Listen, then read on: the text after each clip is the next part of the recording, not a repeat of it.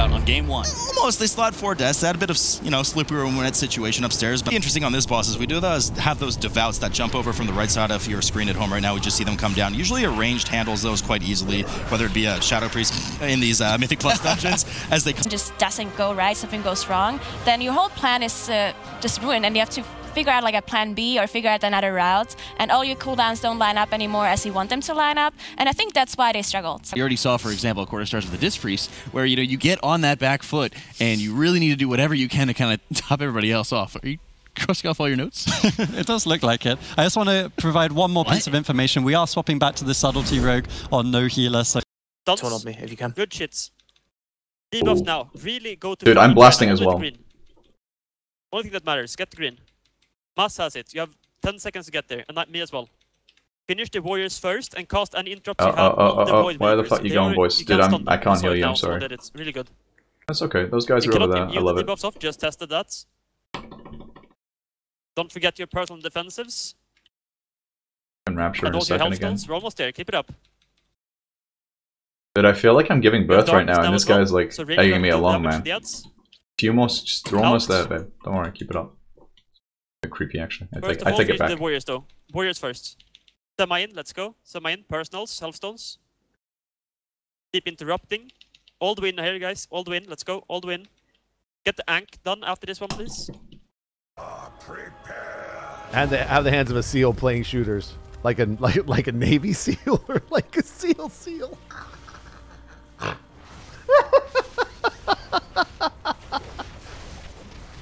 I'll say, man, my man's a Navy SEAL. He's whooping some ass. I think he meant like an actual SEAL.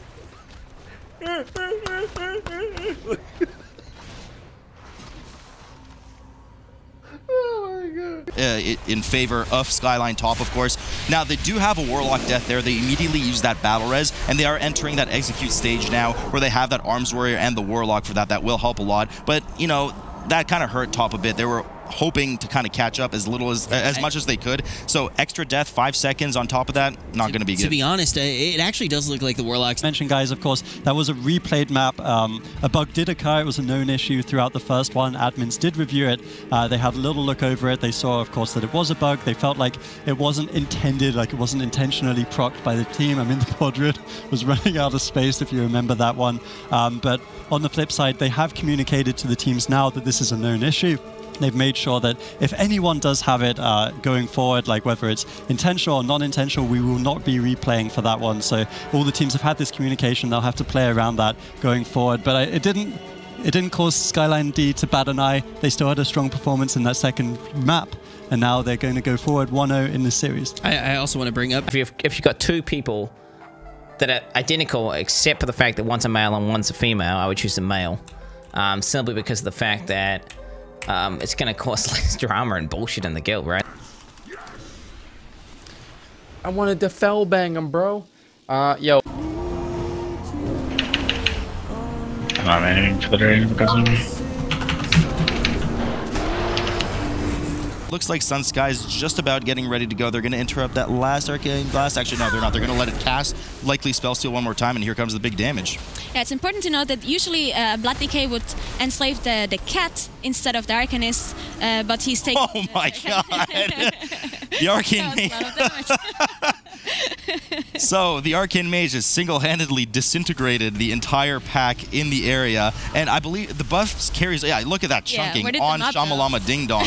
I mean, oh my god. So the buff does carry over, which is why they kept the mob in the back so they can keep spell stealing that stack. Ridiculous amount of damage coming in. This whole hall has been single-handedly decimated by the Arcane Mage. Being to that Commander 2 Archer pack, but let's have a look here on what exactly is going to happen to Ilisana. Oh my god. What is going on right now? I'm not even sure at this rate if she's going to reach her second phase. We'll have to keep an eye on this. We do have the Arcane, we do have the Ice Block come out of the Mage there to immune that Brutal Glaive that goes out, as you said earlier. Ilisana absolutely melting.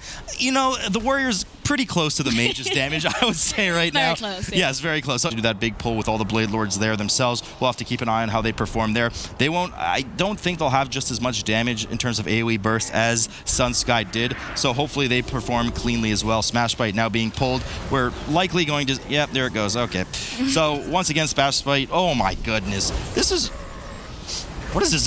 Is this an alpha patch right now? What's going? Is this doing properly? So once again, Smashpite going down the rabbit hole. I mean, in the meantime, no healer's doing really well too. They did do a really big pull. They did pull the whole highway. And they did well as well. Yes. So they have only 2 of the Blade Lords left. A lot of damage going out. Ooh, we do have that perk proc if I'm not mistaken. Oh, the tank does go down. Now, 2 of them go down. They do have a bit of those. Oh, he's bringing me the basket. Okay, thank you. Go get your ball. Go get your ball. He's gonna dunk. He's gonna dunk over here. He's gonna have me hold. Here he goes. Here he goes. Come on, buddy. You can do it. Do it. Oh, he did it. Yeah, that's what I'm talking about, baby. That's what I'm. Yeah, Isaac. All right. That's my boy. Boom! There he goes again. And players that also, like, you need to position yourself properly so the blade doesn't go through the whole room because they persist for quite a long time. And then as we go into phase 2 where the actual boss spawns, there's 2 abilities that are pretty important. One is a Shadow Bolt Volley that hits the whole group, and then there's swarms that get attached to players that stun you for a short duration and also do a lot of damage, especially on Tyrannical. And then the very important thing is that there's a buff that gets applied to the whole group after the first Shadow Bolt Volley that increases your HP, your damage done, and your healing. So if someone dies to the very first Shadow Bolt Volley before you have the buff, then you need to rest him immediately, because if you rest him afterwards, then you won't have the buff, and then you're gonna die to every volley. And let's just have a moment of silence here to appreciate what's happening right now. Okay, so we're already moving on to the second phase of the fight. Now, by the time we actually enter the second phase, of course, the buffs will be gone from the Arcane Mage, so they spend a bit of time there just to make sure they get to that second phase. So as you mentioned, though, the most dangerous part in this fight is that AoE Shadow Bolt Volley before the buffs are applied. You do it in this bitch. No, let me eat my cereal, man.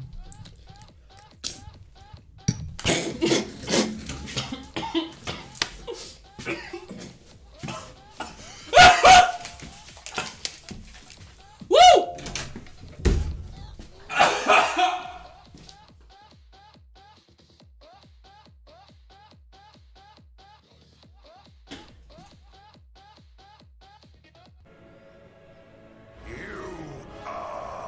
And New York, or Nigmatic TV, sorry. Yeah, Nigmatic TV banned. What are we fighting? Okay, we're fighting cute girls. Why are we? Whoa! No, dude. Oh, I suppose we can still use it. Oh, whatever. Goblin Jump looks fucking sick. Alright, what else? This is the Volpara? Oh, this is the... Wait, how do I mute that? Okay. This is the... I didn't know Justin Bieber knew Vitaly.